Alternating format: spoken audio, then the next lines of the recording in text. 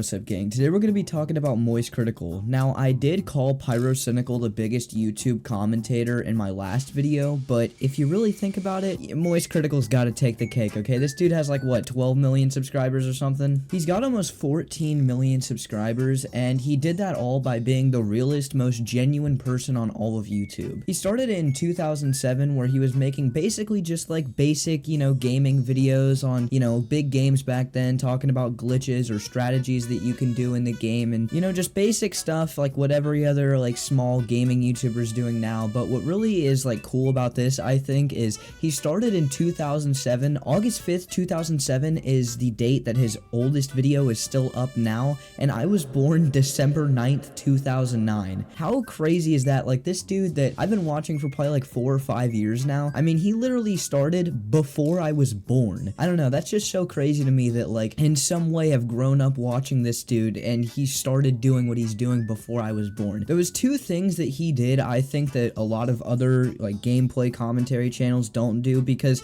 what he was doing is not very revolutionary. Like in my Pyrocynical video, I talked about how, Pyrocynical, he revolutionized commentary. He was doing something that really not many other people, if any, were doing. But Moist Critical was doing a very basic form of content, almost as basic as it gets, yet he was so good at it and he became so popular doing it in the early days of YouTube just because he was funny as hell and he was a real guy. On YouTube, you got the stereotypical like, what's going on, guys, smash like, subscribe, smash my mom like I smashed your inner app. Like, you got a lot of people like that on the site, and it's just, it gets overwhelming. And so having somebody like this who's just, playing a game and talking about stuff, people gravitate to it, especially when he's actually funny, because Moist Critical tells some of the most out-of-pocket jokes I've ever heard on the entire internet. Two types of men in this world: men who have tried to suck their own cock, and liars. And these jokes were so funny and stood out so much to the point where one of the biggest, if not the biggest YouTubers back then made a video talking about him named Ray William Johnson. He basically just made a little segment on his show, like shouting out Moist Critical for making this QWOP video that Ray William Johnson thought was really funny, and because of that, Moist Critical completely blew up. Now, he didn't just blow up overnight, like this wasn't a Jacksepticeye situation, but he definitely did see a giant boost in subscribers. But what's cool about this is that it wasn't like, oh, we're just gonna go subscribe to him and then,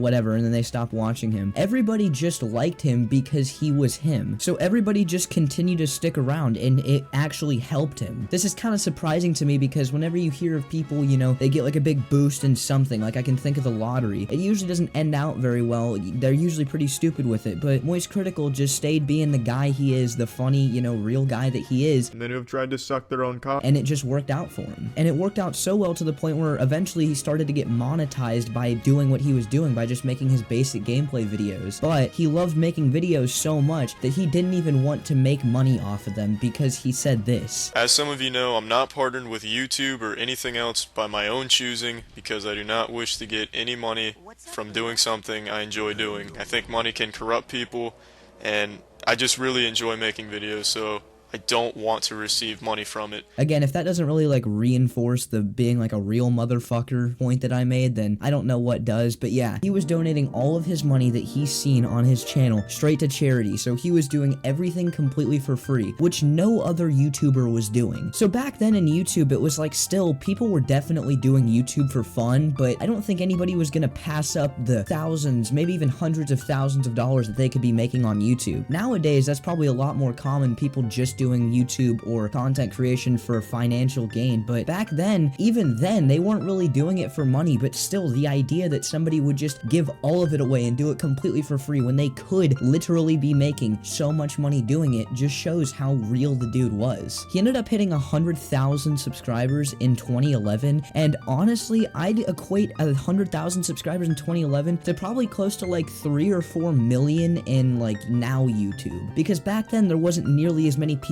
on the site. So 100,000 subscribers was a pretty big fucking deal. And he continued to do what he was doing for a very long time, and it continued to work. It was just basically him talking about games or talking about subjects, just being him, until he realized that a lot of the money that he was donating to charities were really corrupt and were not using the money for any of the reasons that they said they were. And unfortunately, many of the charities I've donated to over the years have been corrupt organizations, which really sucks, because I knew going into this that many charities weren't legit.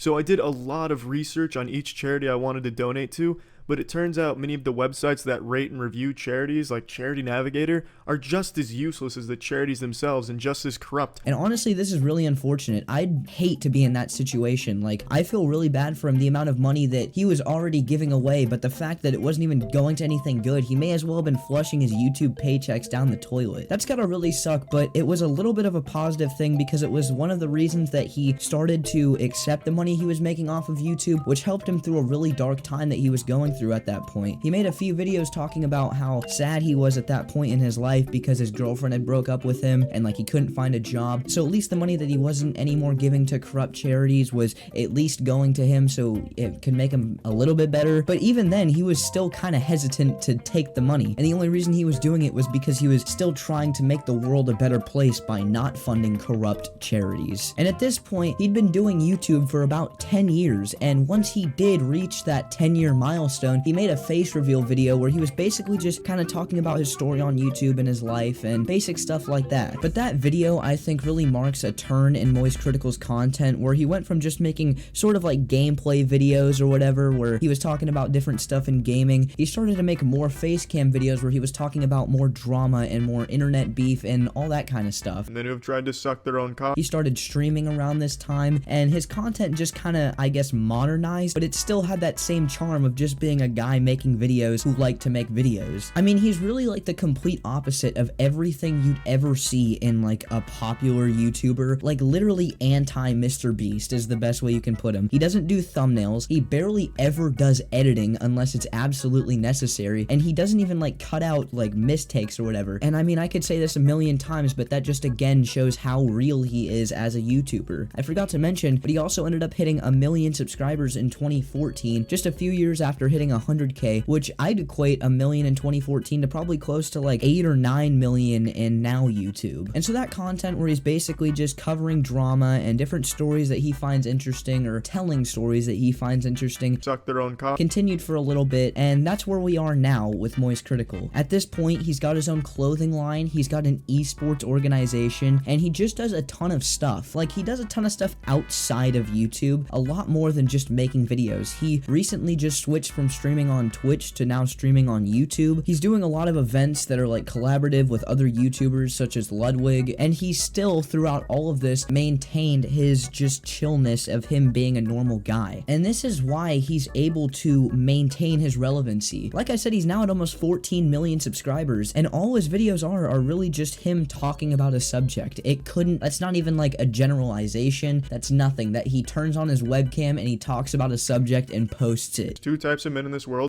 That's it. But it works just because he's funny. You know, you can relate to him. He's just a normal guy. And especially now, that's just something that's so lost in all of YouTube, which I think is why he's been able to succeed and do so well, even in today's YouTube landscape, where it's so much fakeness and it's so much making sure every little thing you do makes the video perform as well as it possibly can. And for all these reasons, I have to say that Moist Critical, aka penguinz0, has got to be the realest YouTube commentator on all of YouTube. And if you did like this video, you should go check out the video I uploaded a few days ago talking about cynical and how he became one of the biggest commentators on all of YouTube. Whether you go watch that video or not, I appreciate you for watching this video all the way through, so thank you.